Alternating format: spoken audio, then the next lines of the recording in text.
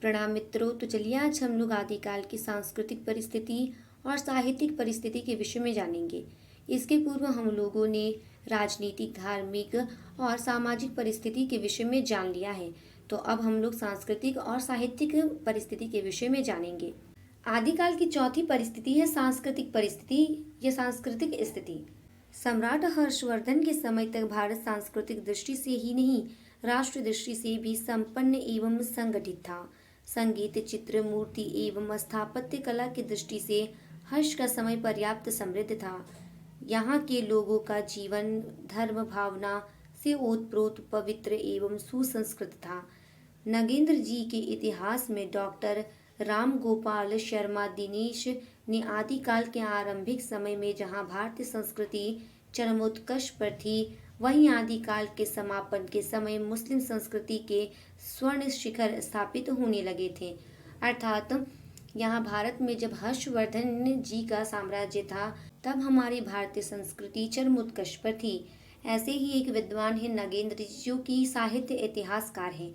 उन्होंने और डॉक्टर गोपाल शर्मा दिनेश जी ने जो आदिकाल का वर्णन किया है, तो उन्होंने कहा है कि आरंभिक समय में जहाँ हमारी भारतीय संस्कृति जो थी वह अपने चरमोत्कर्ष पर पहुंच चुकी थी, परंतु जब आदिकाल का समापन हुआ तब मुस्लिम संस्कृति जो थी वह अपने स्वर्ण शिखर तक पहुंच चुकी थी। यानी कि भारत में मुस्लिमों ने आक्रमण करके भारत में अपनी सत्ता स्थापित कर ली थी और भारतीय संस्कृति जो थी वह छिन्नतर यानी कि घटती गई और कम होती गई, क्योंकि भारतीय संस्कृति को संरक्षण प्रदान करने वाला कोई उस समय नहीं था। उस समय जितने भी शासक थे वे कभी भी जनता के पक्षधर नहीं हुए।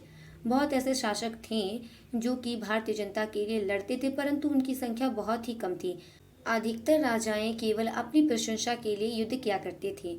इसीलिए भारतीय संस्कृति का पतन होता गया और आदिकाल के अंतिम तक जो मुस्लिम संस्कृति थी वह अपने शिखर पर पहुंच चुकी थी। यानी कि मुस्लिमों का जो शासन था वह पूर्ण रूप से भारत पर स्थापित हो चुका था। 11वीं शताब्दी में यवनों के आक्रमणों और उनके बढ़ते प्रभाव के फलस्वरूप इस्लाम संस्कृति का परिवेश जब इस देश में हुआ, तो उससे दोनों संस्कृतियों का एक दूसरे से प्रभावित होना स्वाभाविक ही था। आरंभ में ये दोनों सत्ताएं प्रतिद्वंदी थी, लेकिन मुगलों के बढ़ते प्रभावों से इस्लामी संस्कृति की छाप हिंदू संस्कृति पर पड़ने लगी। अर्थात जब भारत में बाह्य आक्रमण हुए थे तब इस्लाम का प्रवेश हमारे भारत में हुआ। जैसा कि जब दो संस्कृतियां एक साथ मिलती है तो दोनों में एक दूसरे का कुछ न कुछ सामंजस्य हो ही जाता है, परंतु हिंदी संस्कृति पर मुसलमान संस्कृति का प्रभाव पड़ने लगा, क्योंकि जब भारत के शासक मुगल हो गए तब उनका जो प्रभाव था वह बढ़ने लगा। इसीलिए हिंदू संस्कृति पर मुगलों की संस्कृति की छाप पड़ने लगी। मूर्ति कला की दृष्टि से देखें तो इस्लाम मूर्ति पूजा का विरोधी रहा है, अतः यवनों के शासन में इस कला का ह्रास हुआ। महमूद गजनवी एवं मोहम्मद गौरी ने अपने आक्रमणों के दौरान सिर्फ लूटमार ही नहीं की, बल्कि मंदिरों में स्थापित अनेक मूर्तियों को भी तोड़ा फोड़ा। सारांश यह है कि आदिकाल में संस्कृतियों का संक्रमण दिखाई देता है। हिंदू संस्कृति मुस्लिम संस्कृति से तथा मुस्लिम संस्कृति हिंदू संस्कृति से किसी न किसी रूप में प्रभाव ग्रहण करती है। यूँ तो भारत में नाना देवी देवताओं की पूजा प्रचलित थी, जिनमें शिव और शक्ति का महत्व बढ़ रहा था। इस परिवेश में आदिकालीन साहित्य निर्मित हुआ।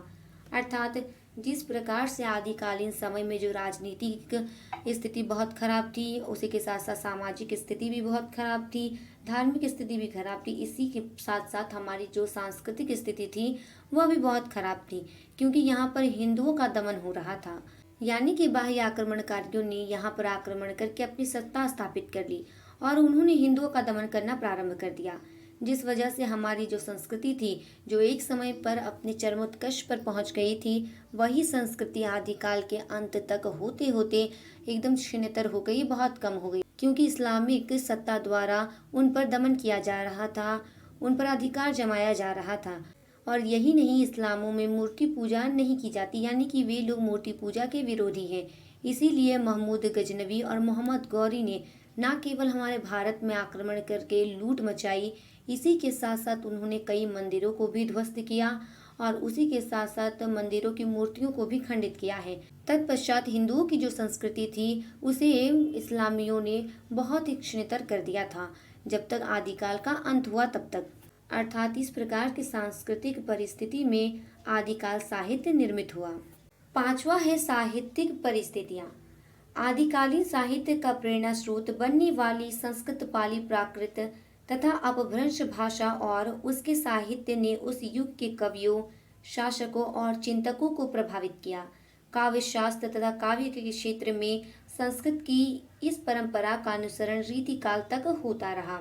अर्थात आदिकालीन हिंदी साहित्य के लिए संस्कृत, पाली, प्राकृत तथा अपभ्रंश भाषा और उसके साहित्य जो थे वह प्रेरणा स्रोत के रूप में उपयोग में लाए गए। इस काल में साहित्य रचना की 3 धाराएं बही। इनमें प्रथम धारा संस्कृत साहित्य की थी, जो एक परंपरा के साथ विकसित होती जा रही थी। दूसरी धारा का साहित्य प्राकृत एवं अपभ्रंश में लिखा जा रहा था। तीसरी धारा हिंदी भाषा में लिखे जाने वाले साहित्य की थी। अर्थात आदिकाल में 3 प्रकार की धाराएं प्रवाहित हो रही थी। पहली जो धारा थी वह थी संस्कृत साहित्य की, दूसरी धारा थी प्राकृत एवं अपभ्रंश की और तीसरी धारा थी हिंदी भाषा की। यानी कि संस्कृत, प्राकृत एवं अपभ्रंश तथा हिंदी, इन सभी में साहित्यिक रचनाएं आदिकाल में हो रही थी। 9वीं से 11वीं शती तक कन्नौज एवं कश्मीर संस्कृत साहित्य रचना के केंद्र रहे। यानी कि 9वीं सदी से 11वीं शती तक कन्नौज एवं कश्मीर में संस्कृत साहित्य की रचना हो रही थी। आनंदवर्धन, अभिनवगुप्त, कुंतक, क्षेमेंद्र, राजशेखर, भोजदेव, मम्मट, विश्वनाथ, जयदेव जैसे प्रसिद्ध कवि एवं आचार्य इसी युग की देन हैं। संस्कृत के अतिरिक्त प्राकृत एवं अपभ्रंश का श्रेष्ठ साहित्य भी इस युग में विलुप्त मात्रा में रचा गया। अर्थात ये सभी इस काल के प्रसिद्ध कवि और आचार्य रहे हैं। उपयुक्त आंकलन से स्पष्ट है कि आदिकालीन समय में एक तरफ तो संस्कृत के वे आचार्य, कवि तथा दार्शनिक उपलब्ध हुए जिनकी रचनाएं, विचारधाराएं तथा सिद्धांत आज भी अनुकरणीय बने हुए हैं। दूसरी ओर मुख्यतः धार्मिक साहित्य का माध्यम बनने वाली प्राकृत एवं अपभ्रंश भाषा में लिखा गया साहित्य था। इस ग्रंथ में संस्कृत को भी अपनाया गया। अपभ्रंश की प्रमुख कृतियों में पयुमचर्यु यानी पद्मचरित और भविष्य कहा आदि उल्लेखनीय है। यानी कि आदिकाल के समय की अपभ्रंश में लिखी गई 2 कृति पयुमचर्यु और भविष्य कहा, ये दोनों रचनाएं बहुत ही ज्यादा उल्लेखनीय हैं। अपभ्रंश के परवर्ती विकास के कारण प्रशस्ति गान की परिपाटी सहज ही देखी जा सकती है। विजयपाल रासो, हम्मीर रासो, खुमान रासो, पृथ्वीराज रासो एवं विभिन्न रासो काव्य से यह सहज प्रमाणित भी है। अर्थात इस समय में अपभ्रंश के परवर्ती विकास के कारण प्रशस्ति गान भी लिखे गए थे। यानी कि लोगों की प्रशस्ति के लिए, अपने आश्रयदाताओं की प्रशस्ति गान के लिए सारी रचनाएं की गई थी। जैसे विजयपाल रासो, हम्मीर रासो, खुमान रासो, पृथ्वीराज रासो एवं और जितने भी रासो काव्य हैं वे सभी अपने अपने आश्रयदाताओं के लिए लिखे गए थे या किसी वीर पुरुष के प्रशस्ति गान के लिए लिखे गए थे। उसकी वीरता को प्रदर्शित करने के लिए रासो काव्य की रचनाएं की गई थी। इस युग में वीर भक्ति एवं श्रृंगार के साथ लौकिक एवं नीतिपरक साहित्य भी लिखा जाता रहा। इस परिवेश ने हमें चंद्रबरदाई, विद्यापति, अमीर खुसरो, स्वयंभू, पुष्पदंत, सरहप्पा, गोरखनाथ, अब्दुल रहमान जैसे कवि दिए हैं। इस प्रकार स्पष्ट है कि 10वीं से 14वीं शताब्दी का काल साहित्य एवं भाषा की दृष्टि से विकास का काल रहा। अर्थात इस काल के ये सारे प्रसिद्ध कवि हैं जैसे कि चंद्रबरदाई जी, विद्यापति, अमीर खुसरो, स्वयंभू, पुष्पदंत, सरहप्पा, गोरखनाथ, अब्दुल रहमान आदि, ये सभी कवि आदिकाल के प्रसिद्ध कवि हैं। अर्थात इस प्रकार की साहित्यिक परिस्थिति आदिकाल की थी। यहीं पर यह प्रश्न समाप्त होता है। यानी कि हम लोगों ने आदिकाल की राजनीतिक परिस्थिति, धार्मिक परिस्थिति, सामाजिक परिस्थिति, सांस्कृतिक परिस्थिति और साहित्यिक परिस्थिति के विषय में जान लिया है। धन्यवाद।